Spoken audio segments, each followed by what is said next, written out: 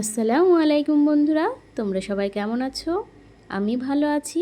তো আজকে তোমাদের সঙ্গে শেয়ার করব আমার শাশুড়ি মায়ের একটা রান্না, সেটা হলো বাঁধাকপির ডালনা। আমার শাশুড়ি আম্মা ভীষণই ভালো রান্না করতেন। অবশ্য আমি কোনো দিনও খাইনি। আমার যখন বিয়ে হয় তখন উনি অসুস্থ ছিলেন, কিছুদিন পরই মারা গেছেন। তো শুনেছি যে উনি খুব ভালো রান্না করতেন। তো ওনার মুখ থেকেই শুনেছিলাম কিছু কিছু রান্না, তো সেটা ট্রাই করি। তো ওনার মতন হয় না, তবে ভালো হয়, খারাপ হয় না। শ্বশুরমশাই নাম করেন। তো এটা আমার শ্বশুরমশাই খেতেও ভীষণ ভালোবাসেন। মাঝে সাঝেই বলে যে তুমি ওই বাঁধাকপির ডালনাটা রান্না করো।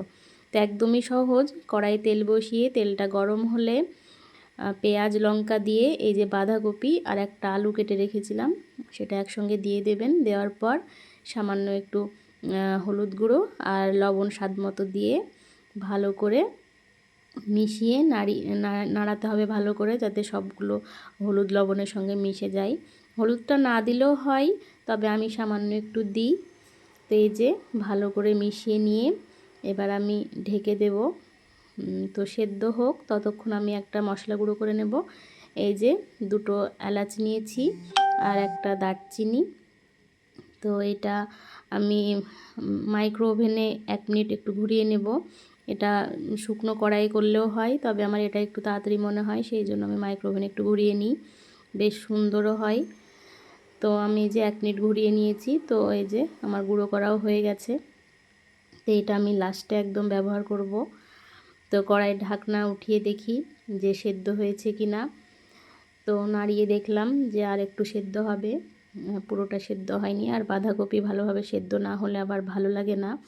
তো এই যে আবারও একটু ভালো করে আমি নাড়িয়ে চাড়িয়ে ঢাকা দিয়ে দেব।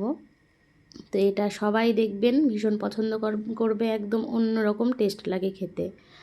তো কিছুক্ষণ পর উঠিয়ে একটু লেগে গেছিলো, তো নেড়ে চেড়ে এই যে সামান্য একটু চিনি দিয়ে দিলাম। তো চিনিটা অবশ্যই দিতে হবে, না হলে এই ডালনার টেস্ট একদম আসবে না। চিনিটা স্কিপ করলে হবে না, চিনিটা অবশ্যই দেবেন। তো এই যে চিনি দিয়ে একটু নাড়িয়ে চাড়িয়ে আমি সামান্য একটু জিরে গুঁড়ো দিয়ে দিলাম। জিরে গুঁড়ো দেওয়ার পর আবারও একটু ভালো করে নাড়িয়ে নিলাম।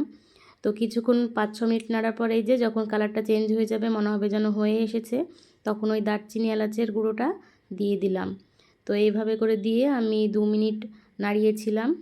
নাড়ালে এই যে কালারটা দেখুন কত সুন্দর। আমার রেডি বাঁধাকপির ডালনা। তো সবাই ভালো থাকবেন।